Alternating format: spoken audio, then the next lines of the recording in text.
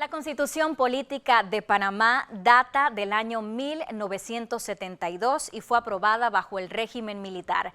De allí en adelante ha sufrido 4 reformas. La primera en el año 1978, la segunda en el año 1983, una tercera en el año 1994 y la última en el 2004. Hoy nuevamente surge la coyuntura para caminar hacia una nueva Constitución o al menos aprobar reformas. Es el gran tema, es el debate nacional y hoy reunimos al Cuco para hablar sobre el tema, el debate hacia una nueva Constitución. Bienvenidos a Tú Decides.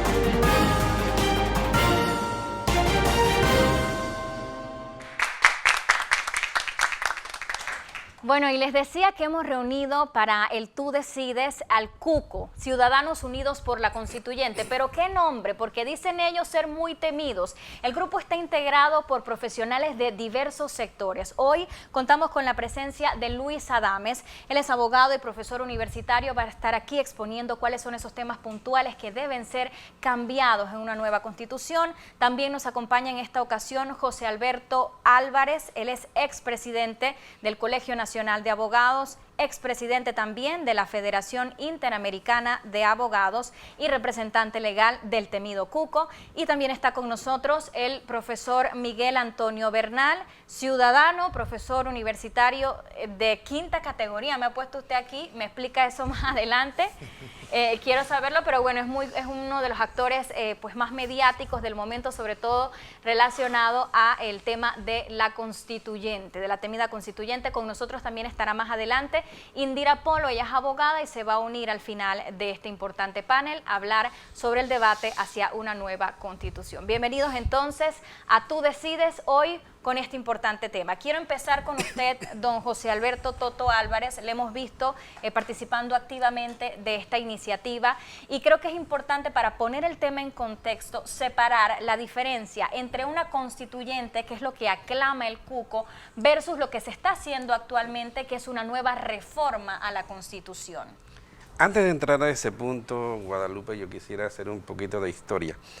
En el año 90, después de la larga noche esa que parió la Constitución del año 72, hicimos el 4º Congreso Nacional de Abogados y en una de sus comisiones se aprobó que los abogados deberíamos abogar por una constituyente para hacer una nueva Constitución. El partido en gobierno en esa época, la Democracia Cristiana, hoy Partido Popular, postuló hacia reformas constitucionales y el pueblo dijo no. El presidente Endara iba a llamar a la constituyente, pero como siempre merodean al lado de los círculos de poder, impidieron esa iniciativa del presidente Endara. Entonces, desde esa época, nosotros con ese mandato abogadil propugnamos por una Asamblea Nacional Constituyente como el único método democrático y participativo para darle al país, con la participación de todos los ciudadanos, de una nueva Constitución. Por ello, de manera ferviente, vigorosa, enérgica, nos oponemos a los que quieren hacer un nuevo parche de esos 4 que tú mencionaste y que el doctor Arnulfo Faria en los años 40 llamaba remiendo. Es decir, que por eso él hizo una nueva Constitución en los años 40, porque él no quería remiendo, pero los alumnos en el Partido Panameñista han propugnado algunos por parche. Entonces hay una gran diferencia entre emparchar la Constitución, que se hace a través de los diputados, que muchos de ellos ni siquiera saben por qué están allí, y una nueva Constitución hecha a través de una Asamblea Nacional Constituyente por personas que sí quieren estar allí para hacer Constitución. Ok, recapitulando entonces, una constituyente aboga por una nueva Constitución, totalmente nueva, y una reforma no es más que cambiar algunos aspectos de la ya existente, para que entonces la audiencia parta teniendo claro este concepto. Así es, una constituyente es el producto de la voluntad del pueblo. parches constitucionales o remiendos es producto de la voluntad de los intereses de ese momento que quieren reformar para beneficiarse aún más de una constitución que ya no aguanta un parche más. Le doy la palabra a usted, profesor Miguel Antonio Bernal, ciudadano y profesor universitario, para que nos explique, porque hay una confusión en el ambiente. Siempre se ha hablado de esto, constituyente paralela, constituyente originaria. ¿Por qué no quieren dividirlo de esta forma? El artículo 314, ¿qué es lo que establece? Sí, muchas gracias. En la doctrina y en la teoría y en la historia de la constituyente a nivel mundial, no existe la figura paralela. Esa es una creación muy sui generis de los partidos políticos en Panamá que la introdujeron en el 2004 para que no hubiese constituyente. Entonces se inventaron esta figura de paralela, queriendo vender a la ciudadanía la idea de que la constituyente es una figura geométrica y la constituyente es un medio para crear constitución, que es lo que ellos no quieren. Y por eso, cuando usted lee el 314, ve que todo lo que ahí se dice es contrario a lo que es una constituyente. Una constituyente no es para reformar, es para hacer una nueva constitución. A una constituyente no se le pueden poner cortapisas, y mucho menos ponerla en manos del Tribunal Electoral.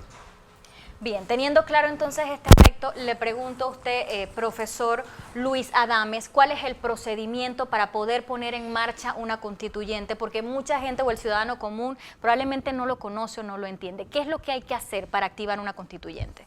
Bueno, básicamente tenemos un dilema, porque hay una concepción contemplada en el artículo 314 que nos habla de una constituyente paralela que sería elegida a nivel de los ciudadanos panameños para integrar una asamblea de 60 constituyentes, y esa asamblea, que va a ser regulada en su régimen electoral por el Tribunal Electoral, tendría la facultad de aprobar una, entre comillas, nueva constitución, pero con limitaciones fundamentales. No se puede afectar los cargos electos o designados por tiempo, y no podría tener efectos retroactivos. En fin, hay limitaciones importantes a la potestad constituyente, y la constituyente, que es la única que existe, que es la auténtica, la originaria, la completa, la que permite, ¿no?, por voluntad popular,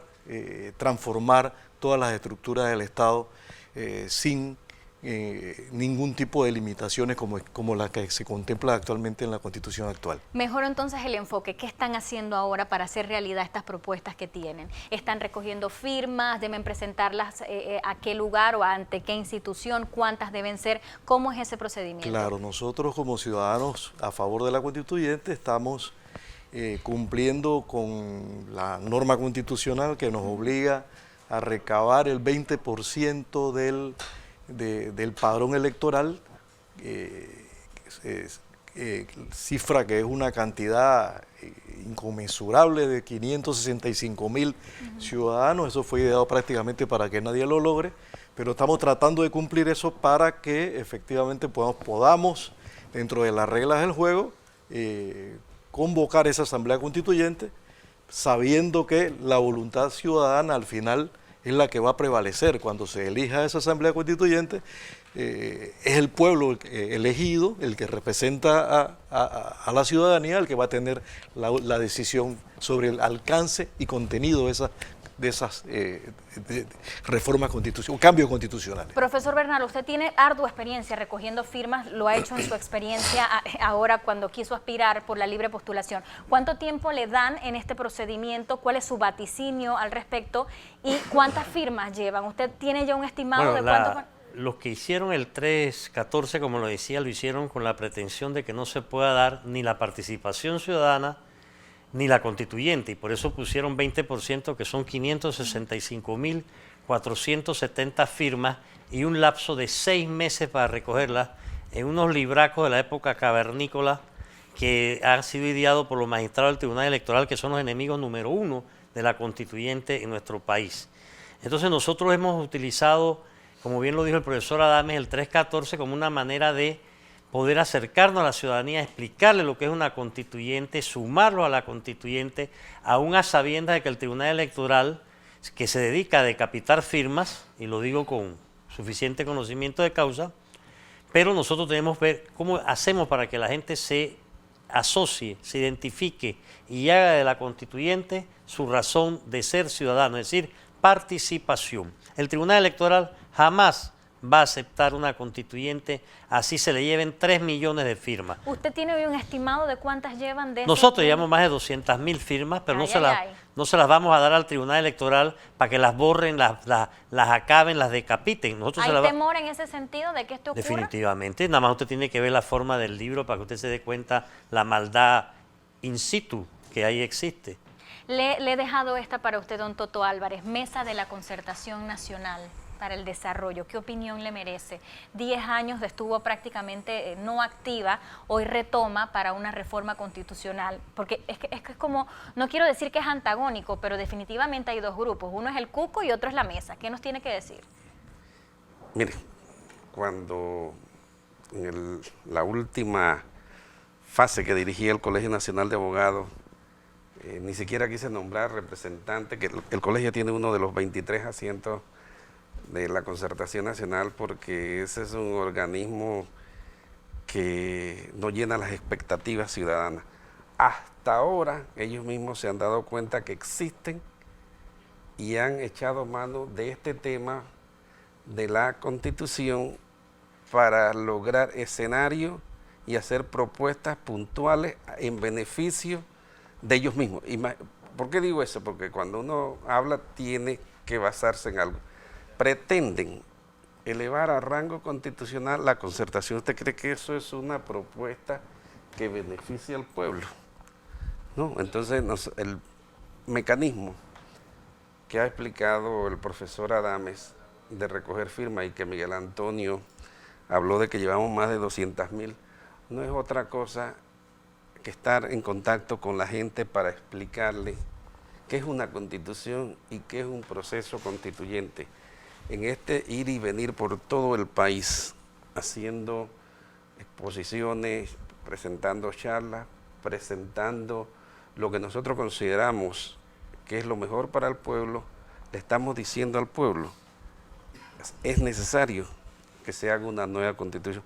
Ya en eso estamos haciendo patria, ya en eso estamos en el proceso constituyente, que es lo que nos niegan en ese 314, que es un artículo nini, porque es ni puedes hacer esto, ni puedes hacer lo otro, ni puedes hacer aquello, ni te metas en esto, ni en aquello. Hay una cuestión que a mí como ciudadana me preocupa, yo estoy seguro que muchos en casa la compartirán, y es que cuando abrimos esta coyuntura que se cambie la Constitución, la razón de ser como país mismo, me parece que hay un lapsus de incertidumbre en medio de una situación económica que es difícil como país, y que un nuevo gobierno que acaba de empezar, que bueno, no ha empezado, que de hecho está electo, quiere cambiar o quiere empezar. ¿Qué pasa si triunfa una iniciativa de constituyente con un gobierno que acaban de elegir? ¿Qué va a pasar con Laurentino Cortizo y su gobierno, profesor Adames? Bueno, es fundamental tener claro que si se trata de una asamblea constituyente con poderes totales, deberían renovarse. O sea, nuevas elecciones. Todas las autoridades electas y designadas a través de una convocatoria a un nuevo proceso electoral. Eso sería el efecto más trascendental, quizá, ¿no? Pero no es eso sumir al país en un... Es que una de las cosas, quizás yo pensé que usted iba por allí, porque los detractores del proceso constituyente dicen que esto va a traer caos, desasosiego. Lo tengo que preguntar. La economía se para, mire.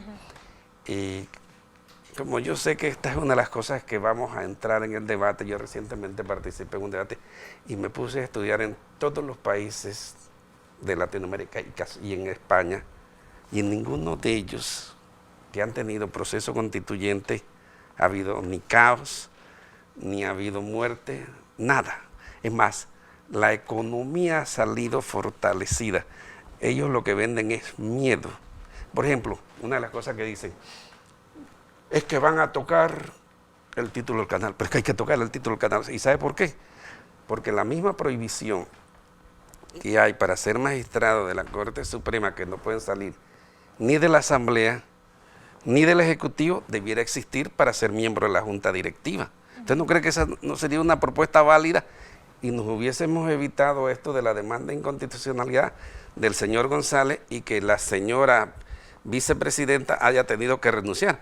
Esa prohibición la necesitamos a nivel del título constitucional. Y yo prometo que nos vamos a adentrar en los temas puntuales que voy a tratar, pero quiero darle la palabra al doctor Bernal, que lo veo ahí muy sonriente cuando dije que qué va a pasar con la economía en ese momento en el que se debate una constituyente, cómo queda el país. Y también le quiero preguntar, ¿qué cree usted que piensa Laurentino Cortizo del cuco? Bueno, ya Laurentino Cortizo dijo que él se identifica con lo que haga la Concertación, y él fue a visitarlo y se reunió con ellos y les pidió que escucharan la misma emisora y dijo que se iba a llevar las reformas a su gabinete para llevarlas a la Asamblea. O sea que él no está con una constituyente. Nosotros le mandamos una carta hace 12 días pidiéndole una reunión como presidente electo para explicarle por qué y para qué una constituyente, y no nos ha contestado.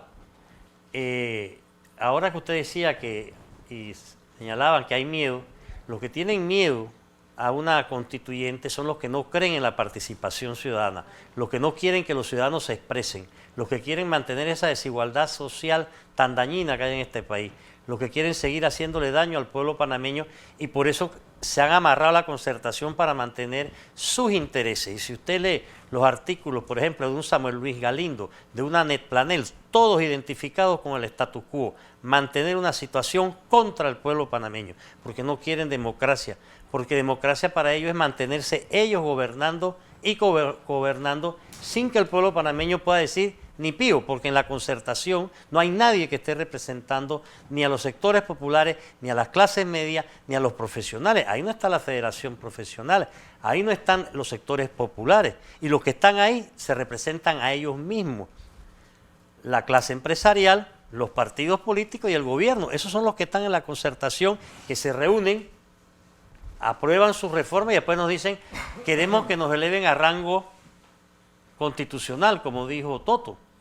¿Qué es lo que ellos quieren hacer? Poner un artículo 2 que diga que los órganos del Estado, legislativo, ejecutivo, judicial, actúan en armónica colaboración entre sí y con la Concertación. Igualito que decía el artículo 2 de los militares cuando decían que había que actuar en colaboración con la fuerza pública. Eso es lo que ellos están proponiendo.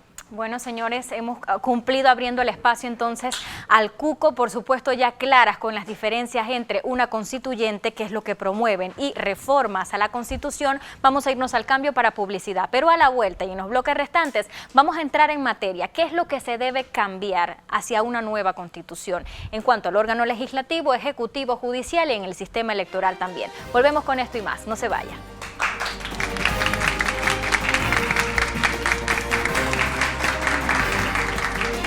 Pronto regresamos con Tú Decides.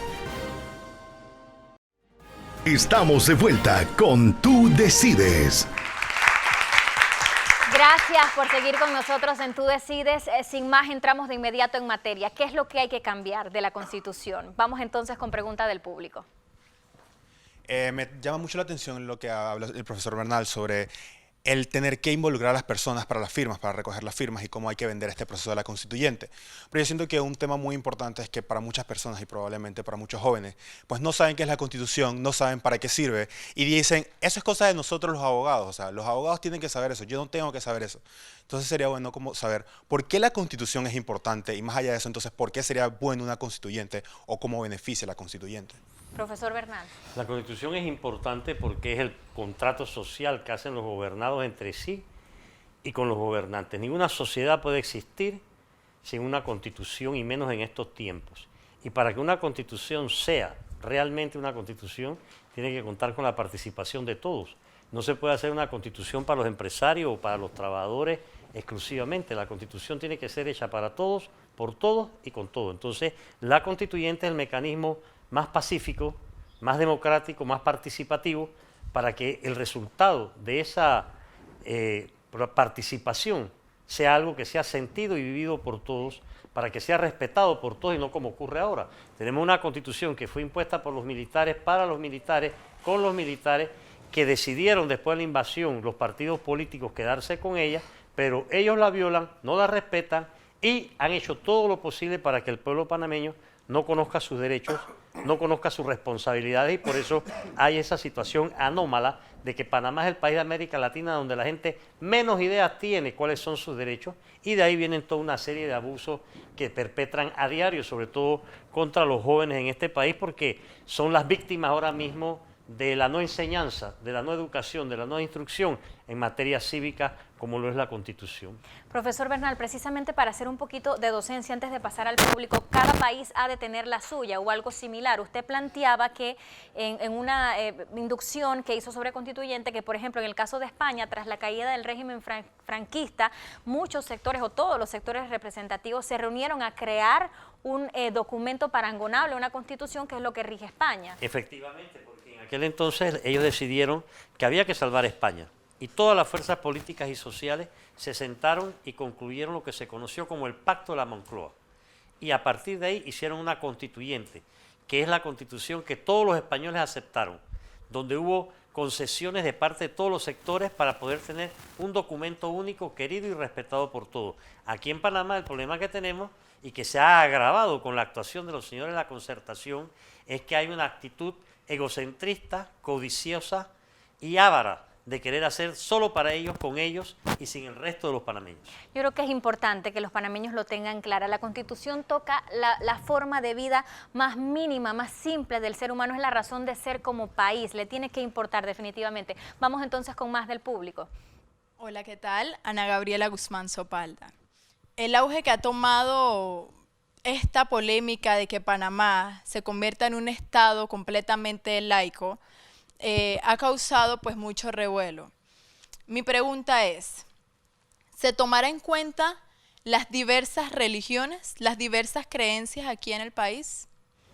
Bueno, yo creo que uno de los principios fundamentales de todo Estado social democrático de derecho es la libertad de culto y la no discriminación. Todos cabemos en la Constitución y todos cabemos en la democracia. Por supuesto que necesitamos una democracia inclusiva, una democracia participativa, donde no se discrimine o se privilegie a ninguna creencia o convicción por encima de otras. Es un debate que en su momento va a tener que hacer la ciudadanía. ¿Qué tipo de Estado queremos construir? ¿Qué tipo de igualdad queremos generalizar entre todas las convicciones y todas las corrientes que integran este Estado tan pluricultural, tan variado, ¿verdad? Entonces, uno de los debates y una de las asignaturas pendientes de esa constituyente va a ser definitivamente decidir qué tipo de igualdad y qué tipo de libertad de creencia vamos a tener entre todos para regularnos de manera equitativa. Aunque, profesor, para mi criterio hay temas que priman más y que son más importantes, como pasar, por ejemplo, a un sistema semipresidencialista. Pero, por ejemplo, los católicos, cuando tocas ese aspecto, dicen, eso implica que vamos a perder la libertad de acogernos en un Viernes Santo, o que se guarde, por ejemplo, algunas personas que no cristianas no compartan que el viernes haya ley seca, por ejemplo. ¿Se perderían esos derechos de respetar la moral cristiana, por ejemplo? Bueno, yo creo que un debate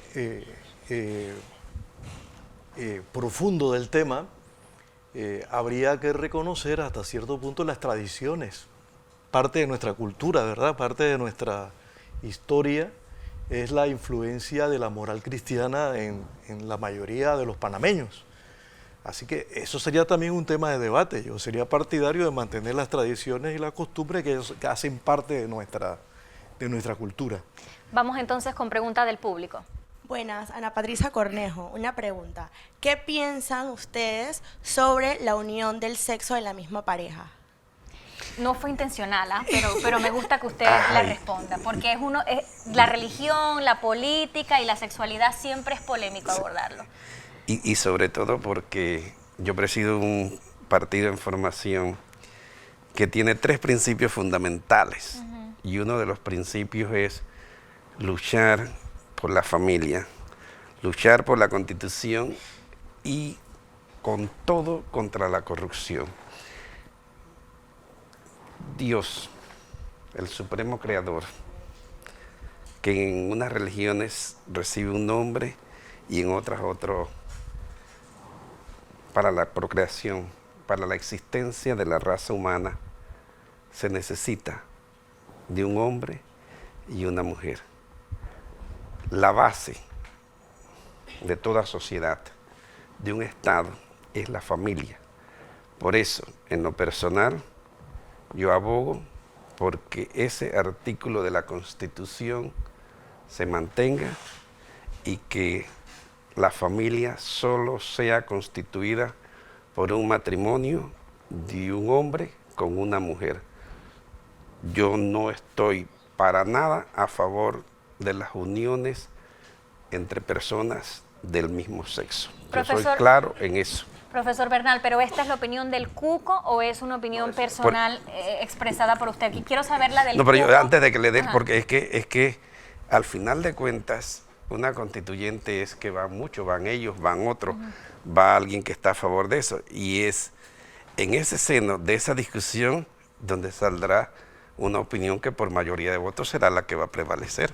¿Qué Efectivamente, piensa fíjese, una cosa que hay que aclarar, porque se ha querido tergiversar un poco lo que es una constituyente y lo que es el movimiento de Ciudadanos Unidos por la Constituyente. Casualmente, nosotros queremos una constituyente porque la constituyente es la que va a permitir la diversidad de opiniones para que sean la mayoría de la participación ciudadana la que decida sin exclusión, porque una constituyente no puede ser excluyente. Es decir, así como no puede una constituyente excluir religiones de ninguna naturaleza, sino invitarlas a todas a que participen, de igual manera, en temas como estos, tiene que darse un debate. Aquí en el 45, cuando hubo la constituyente, el tema de que si se debía jurar invocando el nombre de Dios cuando se tomaba posesión el presidente duró una semana en la Asamblea Constituyente y las discusiones fueron profundas.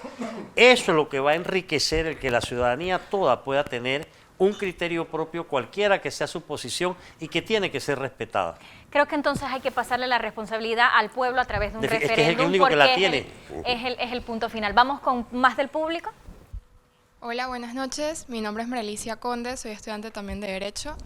Mi pregunta es si pudiera la constituyente pues perjudicar a Nito Cortizo, ¿realmente es el momento adecuado para poder realizar la constituyente? ¿Perjudicar a Nito?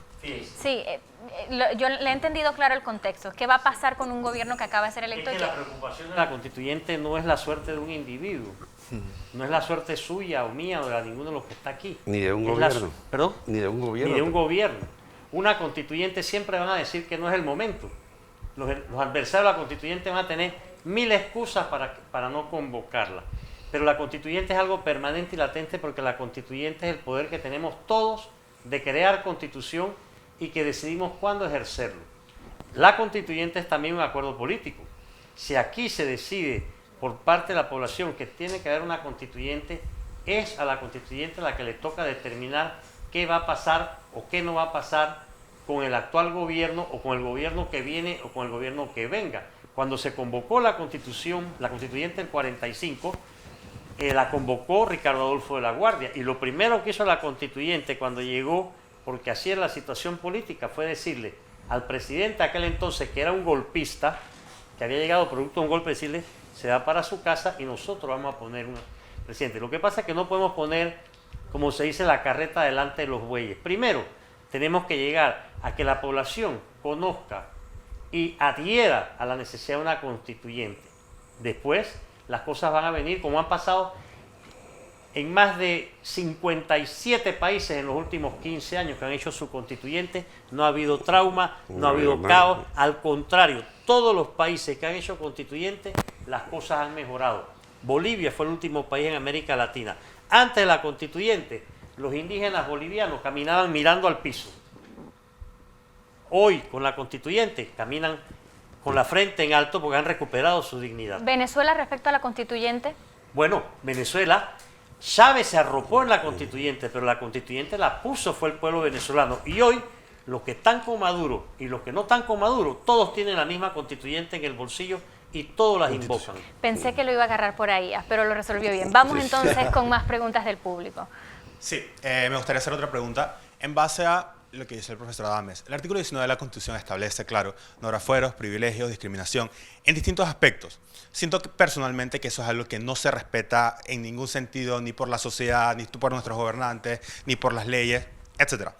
La pregunta es, dentro de una constituyente, ¿cómo se garantiza la mayor cantidad de representatividad? Si, por ejemplo, cuando hablamos de un grupo como los LGBT o cuando hablamos sobre grupos como los laicos, o sea, ¿cómo realmente se representa si al final podría imaginarme un representante LGBT versus 5 representantes de distintas iglesias? ¿Cómo entonces hay realmente representatividad si no se está en cantidades, o sea, si no se ve cantidades numéricas, sino representantes de movimiento, por ejemplo? Me parece muy valiosa sobre la representatividad. ¿Qué tiene que decir, profesor? Eso es un tema de democracia, por supuesto, ¿no? Básicamente, habría que regular el tipo de constituyente que queremos convocar.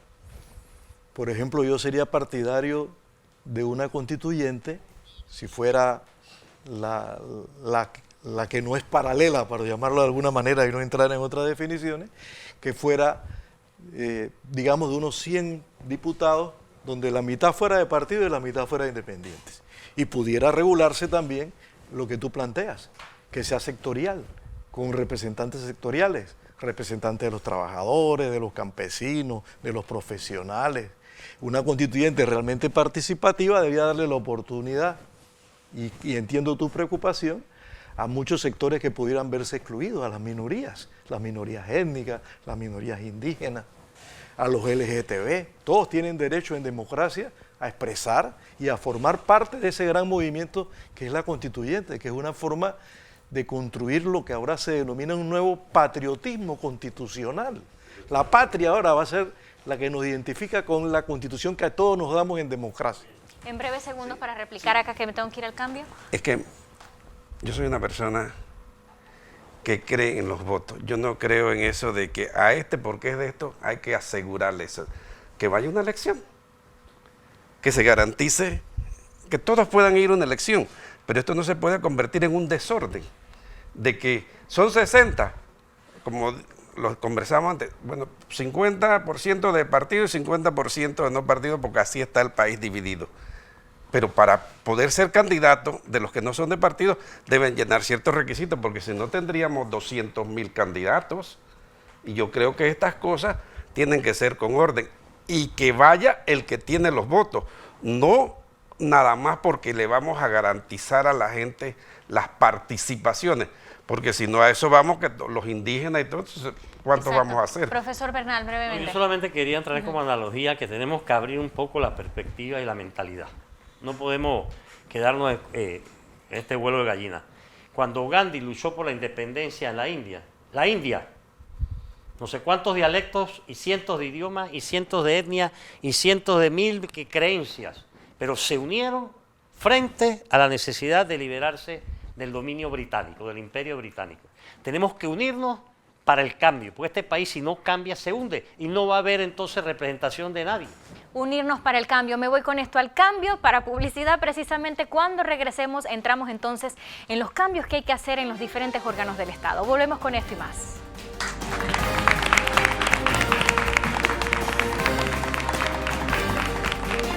Pronto regresamos con Tú Decides.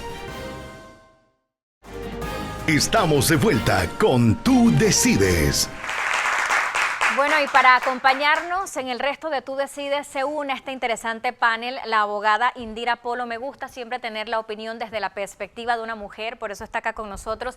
Ella es abogada de profesión, cuenta con una maestría en comercio internacional con énfasis en propiedad intelectual y es presidenta de la Comisión de Derecho Migratorio del Colegio Nacional de Abogados. Me agrada que esté con nosotros, Indira, gracias por acompañarnos. Decía yo que en este bloque íbamos a entrar en materia sobre los cambios a los órganos del Estado, y el CUCO ha propuesto pasar de un sistema presidencialista a un sistema semipresidencialista para lograr esa anhelada contrapeso entre los órganos del Estado. ¿Qué beneficios trae esto y en qué consiste básicamente? Sí, muchísimas gracias por tu invitación. Mira, tenemos actualmente un sistema totalmente presidencialista donde el presidente tiene el control de todo.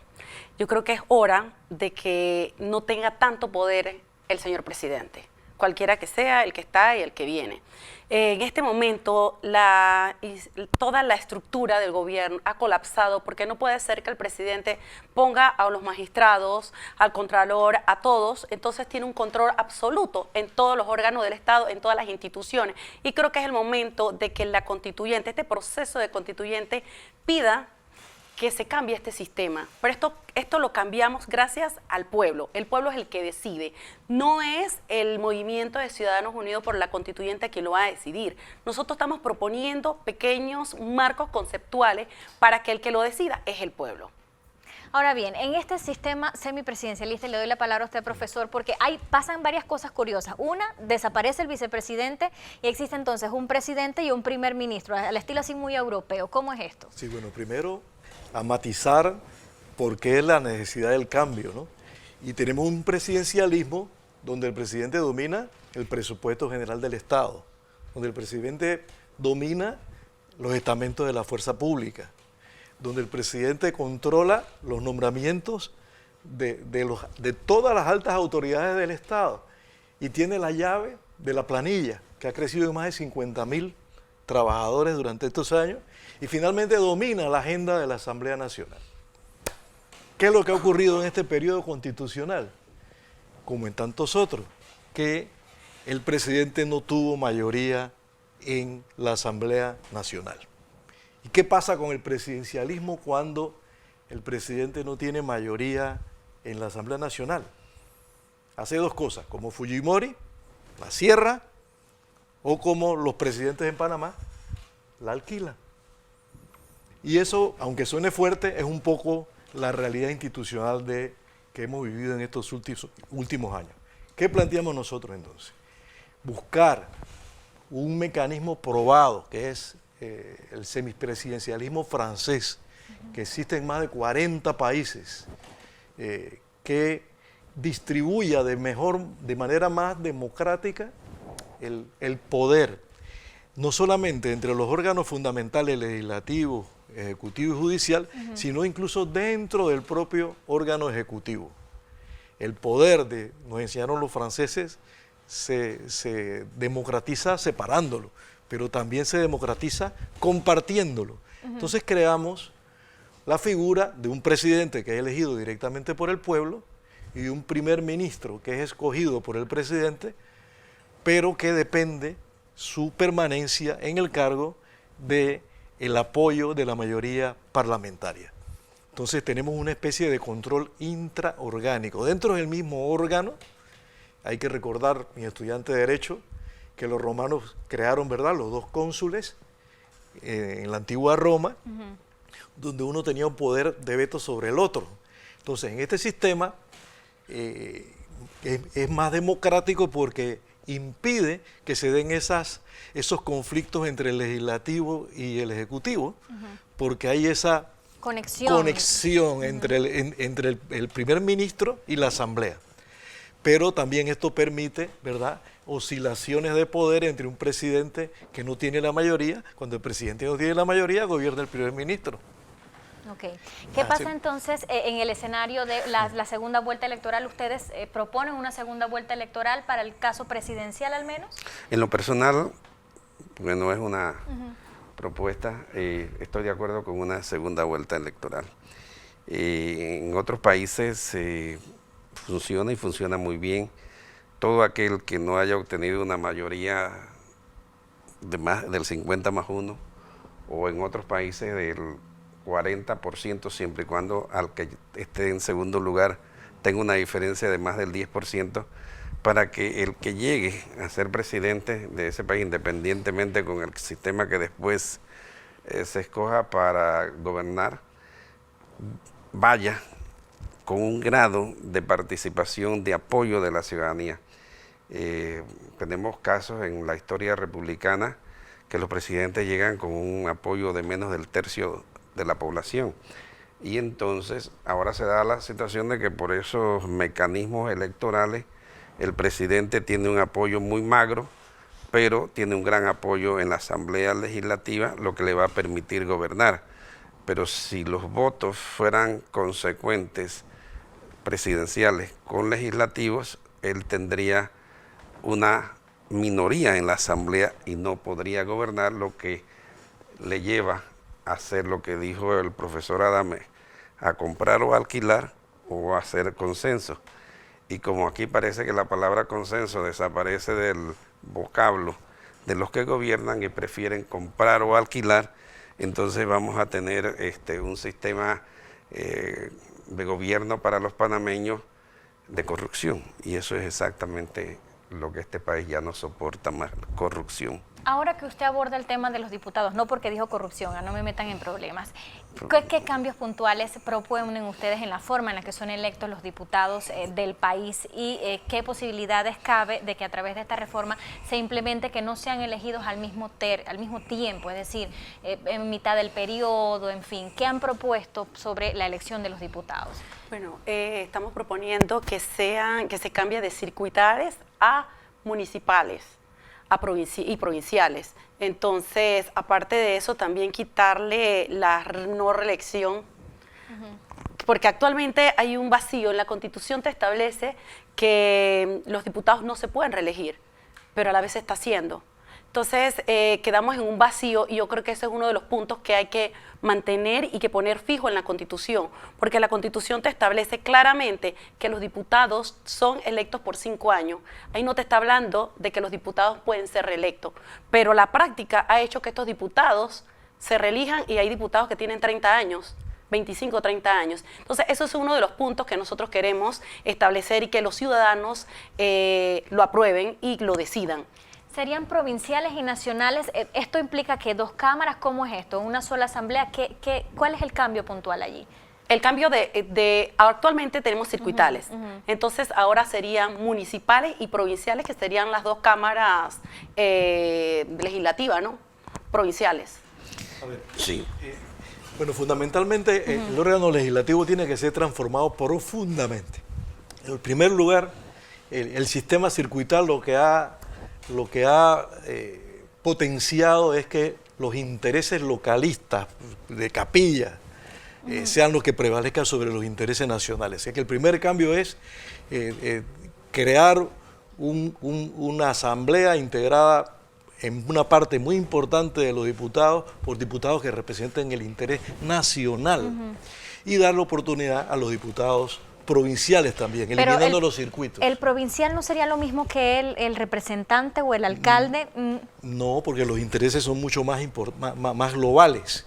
Porque hoy pasa una realidad, que el diputado es visto por la población como un representante a gran escala, o el representante con más platita o más presupuesto. Están allí, se supone, para ejercitar, para hacer leyes, claro, pero realmente con esto de las partidas terminan haciendo lo mismo que el representante. Creo que hay confusión en los roles mismos. ¿Cómo no va a ocurrir en estas 2 cámaras que ustedes proponen? Porque ellos van a representar las provincias y a la nación, pero no van a manejar fondos. Okay. Nosotros somos partidarios de que el financiamiento de los partidos sea totalmente por parte del Estado, de las campañas, excluir el dinero privado de las campañas, es un tema fundamental para poder modernizar el Estado, establecer condiciones rigurosas, porque el diputado que maneja fondos, más allá de los que se usan para el funcionamiento de la Asamblea, pierda su cargo, que no puedan gestionar nombramientos, que exista revocatoria partidaria y popular de mandato para todos los cargos o para solo para todos los diputados? Para los diputados. Okay. Y bueno, para los representantes, y eso se complementa con una descentralización, lo que a usted le preocupa, ¿verdad? Son los representantes los que deben ejecutar los fondos de las comunidades. No cabe, los diputados son para legislar en interés nacional. Los representantes, con una descentralización eficiente que no se ha hecho, con una regulación rigurosa del traslado de competencias, porque lo que hicimos fue trasladar fondos y no trasladar las competencias. Los alcaldes, los diputados no manejan la basura, el transporte, los servicios públicos. Todo eso debería desconcentrarse, ¿verdad?, en una democracia descentralizada, que es lo que también se plantea. ¿Qué sistema de gobierno de qué país se asemeja al que ustedes quisieran plantear para hacernos una mayor idea? Bueno, ¿de Europa? ¿Alguno en particular? Básicamente en América Latina, en Ecuador hay un gran sistema de descentralización del Estado, ¿no? Los españoles también tienen un modelo muy eficaz de gobiernos locales. Ok. Lo que hay que transformar es el aparato legislativo para que se dedique a las funciones fundamentales de supervisión y de control y de legislación, que son las que le corresponden, porque ha habido una distorsión Esto no fundamental. hace que pierdan su autonomía sobre la ejecución o la aprobación del presupuesto, por ejemplo. Claro, hay que cambiar la manera como se aprueba el presupuesto. Hoy por hoy, el presidente tiene total decisión de los cambios presupuestarios. La Asamblea no puede aumentar partidas, la Asamblea no puede incrementar los gastos, la Asamblea no puede dedicar alguna partida en especial para algún gasto en especial sin la aprobación del gabinete. Eso es totalmente absurdo en una democracia moderna. Y el presupuesto del canal no lo puede tocar. Eso es una autarquía también que hay que revisar. En democracia, el órgano del Estado que representa al pueblo debe tener la potestad de revisar, de modificar cualquier tipo de situación presupuestaria. Bueno, definitivamente es un tema muy amplio, todos los cambios que deberían sufrir los diferentes órganos del Estado. Al regresar vamos a seguir hablando un poco más del tema y las conclusiones finales de este panel en torno a una nueva Constitución. Volvemos con más. Pronto regresamos con Tú Decides. Estamos de vuelta con Tú Decides. Bueno, y llegamos ya a la parte final de Tú Decides. Por supuesto, estamos listos para escuchar las conclusiones de nuestros panelistas y muchas más preguntas de lo que pudiese cambiarse camino a una nueva Constitución. Vamos a pasar de inmediato con las preguntas del público. Mi nombre es Emady Ponce y la pregunta que tengo es, el tema de no a la reelección sería con todos los cargos a elección popular.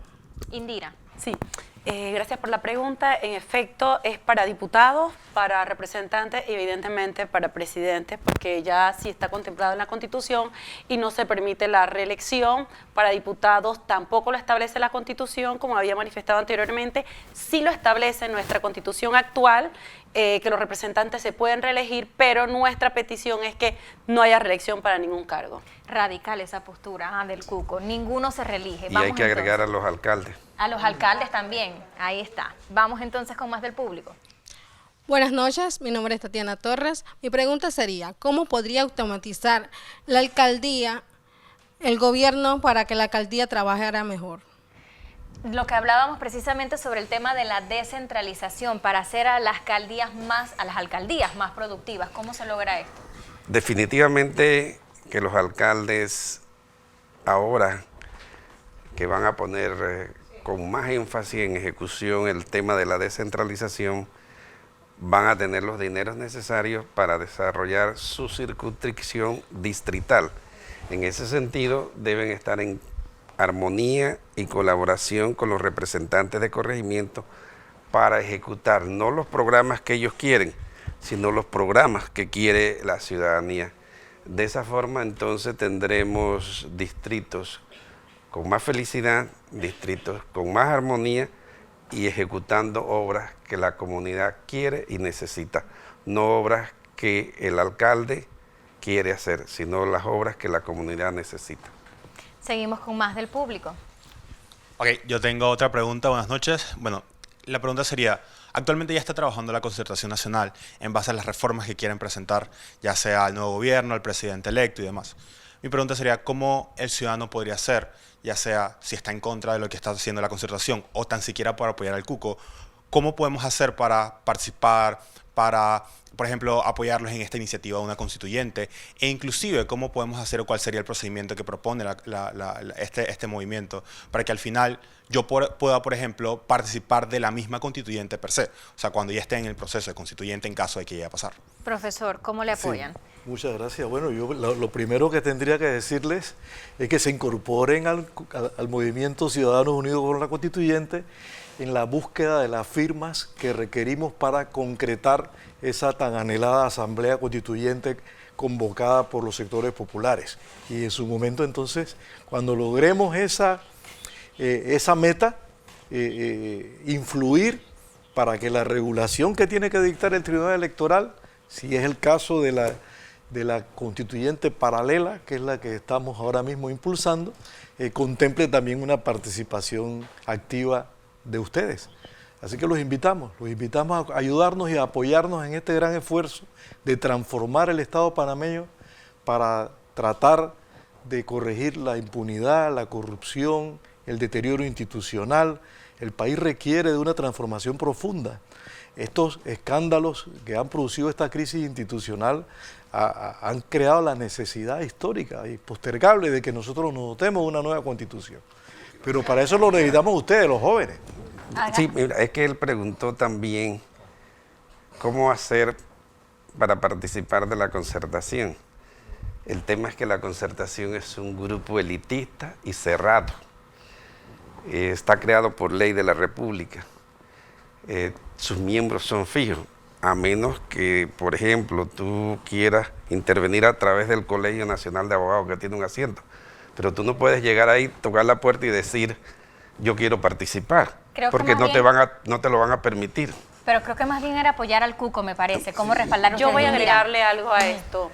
Efectivamente, la concertación no hay cabida, ahí no hay participación ciudadana. El cuco lo que promueve es una participación ciudadana donde esto es un proceso constituyente en la cual se le invita a todos los ciudadanos porque nosotros somos incluyente, no excluyente. Y como se había dicho hace un momento, es la participación de todos los grupos sociales, políticos, etnia, de todos. No es un grupito elitista, como bien lo dijo Toto, sino todo lo contrario. Se le invita a ustedes, a los presentes, a los televidentes, que nos apoyen, porque el cuco no tiene nombre de que pertenezca al grupo que estamos aquí, sino a los ciudadanos. Y nosotros queremos una mayor participación ciudadana por el bien de la nación para tener una nueva constitución, un nuevo pacto social que es de urgencia notoria lo que se requiere en este momento. El país lo necesita. Gracias, Indira. Vamos con la última pregunta del público. Buenas noches nuevamente. Mi pregunta es, ¿cuál sería el escenario que pudiera vivir el país si se aprobara en vez de la constituyente lo que sería el referéndum? O sea, perdón, lo que sería la reforma, disculpe. Válido. ¿Qué va a pasar si se hace una nueva reforma a la Constitución? Para mí va a ser un retrato de lo que ocurrió en el año 92. Cuando llegó a la Asamblea el paquete de reformas que proponía el Ejecutivo, cada diputado pensó que era un constituyente y comenzó a hacer artículos. Después vino el debate, tuvieron que someterlo a debate, ellos, los parcheros, y en ese momento no nos llamábamos cuco, nos llamábamos freno, y me honré en presidir también ese grupo. Y el resultado en noviembre del año 92 fue 3-1. La población mayoritariamente votó que no a las reformas. Igual va a pasar ahora, ¿por qué? Porque los más conceptuales vamos a ir a decir que no, porque eso no es lo que queremos. Pero otros, y así hay que hablarlo abiertamente, van a aprovechar el momento para decirle no al gobierno. O sea, que ese proceso tiene un final, que es octubre del próximo año. Y de ahí entonces vamos a que el presidente electo Cortizo haga válida su promesa de que si el referéndum no era aprobado, entonces él iba a convocar una asamblea constituyente. Entonces prepárense para votar que no ese día, para ver si el señor llama a la constituyente. Ese es su vaticinio. ¿Cabe, aunque sea la mínima posibilidad, de ver a ambos grupos discutiendo sobre la Constitución Nacional? Por supuesto, si tú nos invitas aquí con los parcheros, nosotros vamos a venir. Nosotros nos apuntamos desde ya y te pedimos que los invites. Mesa de la concertación. No quieren ir a debate. Y más que todo es que no necesitamos una reforma, necesitamos una constituyente, y el sentarnos con las reformas sería avalar lo que ellos están diciendo. Nosotros necesitamos una constitución nueva, no se necesita un parche más. Entonces estaríamos hablando de que apoyaríamos en parte una reforma cuando el sistema, la constitución ya colapsó. ¿Sabe qué no me dijeron, profesor, para que usted finalice con esto? ¿Qué pudieran cambiar brevemente en el sistema judicial? Porque es macabro cómo están interrelacionados los órganos en los nombramientos y el juzgamiento mutuo. Para finalizar con eso, por su parte. Claro, yo creo que es fundamental una reforma profunda del sistema judicial. En primer lugar, hay que separar el aspecto administrativo de selección y administración de los recursos humanos del aspecto de la impartición de justicia. Hay que crear un Consejo General del Poder Judicial que se encargue de ese aspecto administrativo, de la carrera judicial propiamente tal, con independencia y sin cooptación, y unos tribunales que se encarguen de impartir justicia de manera eficiente y oportuna como lo reclama la ciudadanía. Y en otro aspecto es transformar también el sistema judicial creando un tribunal constitucional. Panamá requiere un tribunal constitucional para que la justicia que hoy coincide en la Corte Suprema tenga una última instancia que con la capacidad de supervisar el ejercicio de las funciones judiciales por parte de los órganos inferiores de la Administración de Justicia. Eso sería otro aspecto importante para cambiar. Y lo otro también, el procedimiento de selección de los magistrados, claro, que a mi juicio el presidente monopoliza el nombramiento de todas las altas autoridades. Imagínense, hoy por hoy el presidente va a elegir en el próximo periodo 6 magistrados de la Corte, 5 miembros de la Autoridad del Canal, 2 miembros de la directiva de la Caja del Seguro Social, un miembro del Fondo de Ahorro de Panamá. Estamos en una verdadera crisis de gobernabilidad. Aquí no hay democracia. Tenemos que revisar profundamente la manera como se eligen a los magistrados.